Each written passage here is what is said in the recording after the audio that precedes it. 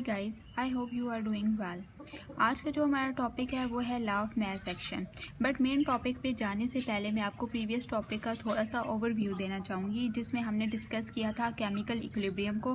Chemical equilibrium वो point होता है जहाँ पे रेट ऑफ फॉरवर्ड रिएक्शन और रेट ऑफ बैकवर्ड रिएक्शन बिल्कुल एक दूसरे के इक्वल होते हैं, और इसमें कॉन्सेंट्रेशन ऑफ रिएक्टेंट और प्रोडक्ट भी जो है वो भी पैसेज ऑफ टाइम के साथ चेंज नहीं हो रहा होता। उसके बाद हमने डिस्कस किया था types of a chemical equilibrium को। जो केमिकल इक्विलिब्रियम दो तरह का होता है, एक static equilibrium and the second one is a dynamic equilibrium. Static equilibrium जो होता है वो उस पर तमाम रिएक्शन स्टॉप हो जाते हैं। फॉर एग्ज़ाम्पल, एक बिल्डिंग है वो आपको एक जगह स्टैटिक नज़र आती है। क्योंकि उस पर जो सम ऑफ फोर्सेस है वो किसके इक्वल होती हैं, बिल्कुल ज़ीरो की इक्वल होती हैं।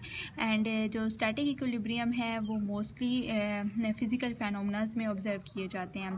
सेकंड जो इक्विलिब्रियम है, this is a dynamic equilibrium, और ये मोस्टली रिवर्सिबल रिएक्शंस में आपको देखने को मिलता है।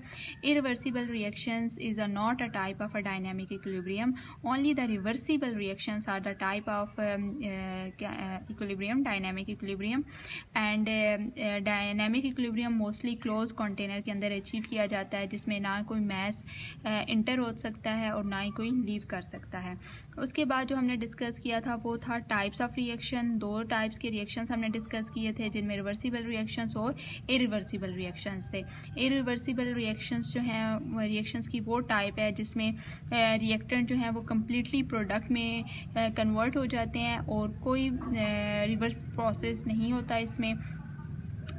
और इसमें जो एग्जांपल्स हैं, एसिड बेस रिएक्शंस मोस्टली होते हैं, एंड सेकंड आयनिक रिएक्शंस होते हैं। और ये रिवर्सिबल जो रिएक्शन होते हैं, इरिवर्सिबल रिएक्शंस, ये बहुत ज़्यादा फास्ट रिएक्शंस होते हैं, और जो रिएक्टेंट्स हैं वो कम्प्लीटली कंज्यूम हो जाते हैं into product. And the second type of reaction जो हमने इसमें डिस्कस किया था वो थे रिवर्सिबल रिएक्शन। रिवर्सिबल रिएक्शंस इसमें rate of forward reaction and rate of backward reaction बिल्कुल इक्वल होता है। Concentration of reactant and the concentration of product एक दूसरे के इक्वल होती है, और ये रिएक्शंस जो होते हैं मोस्टली स्लो रिएक्शंस होते हैं। और रिएक्टेंट फर्स्ट कन्वर्ट होते हैं प्रोडक्ट में, then with the passage of time product convert हो जाती है रिएक्टेंट के अंदर।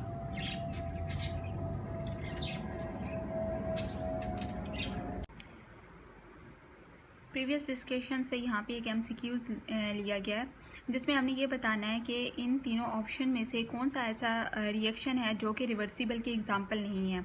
तो option A is a correct one, क्योंकि जो आप देखें यहाँ पे रिएक्शन कंडीशंस मेंशन है फॉरवर्ड रिएक्शन के लिए वो है 50 डिग्री, एंड रिवर्स रिएक्शन के लिए जो कंडीशन मेंशन है वो है 40 डिग्री। तो हमने रिवर्सिबल रिएक्शन में एक बात पढ़ी थी कि रिवर्सिबल रिएक्शन में रिएक्शन कंडीशन सेम रहती है, वो चेंज नहीं होती। तो यहाँ पे फॉरवर्ड रिएक्शन के लिए कंडीशन डिफरेंट मेंशन है और रिवर्स रिएक्शन के लिए कंडीशन डिफरेंट मेंशन है। So this is a not example of reversible reaction. Law of mass action, this is our main topic of discussion. ये लॉ 1864 में दो scientist P Waage and the CM गिलबर्ट्स ने दिया था। According to this law, rate at which the reaction is proceed is directly proportion to product of active message of reactant.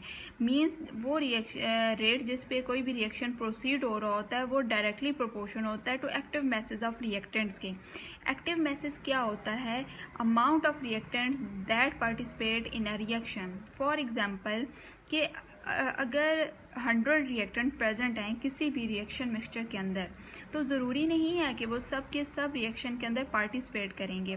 For example 100 में से अगर 70 पार्टिसिपेट करते हैं रिएक्शन के अंदर, तो वो हमारा एक्टिव मैस है।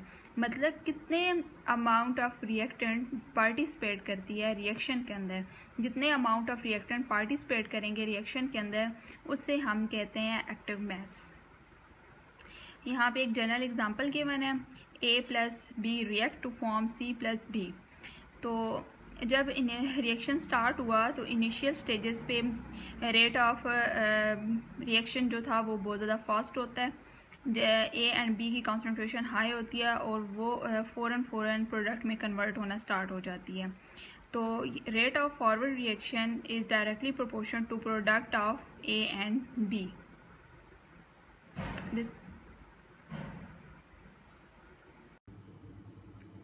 RF is equal to KF product of A and B.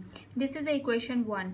Rate of reverse reaction is directly proportional to product of C and D. इस प्रोपोर्शनलिटी साइन को अगर हम ख़त्म करें तो इसकी प्लेस पे के आर पुट होगा and this is equation 2. Equilibrium पे हमें पता है कि R F is equal to R R. अगर इक्वेशन 1 और इक्वेशन 2 फिर एक दूसरे के इक्वल होगी.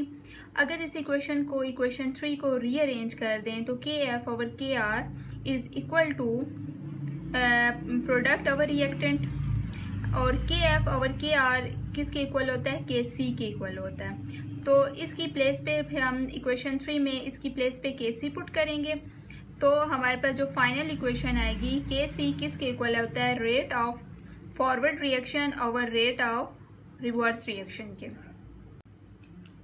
एंड इसी तरह ये एक और जनरल रिएक्शन है जिसमें यहाँ पे कोफिशिएंट प्रेजेंट है.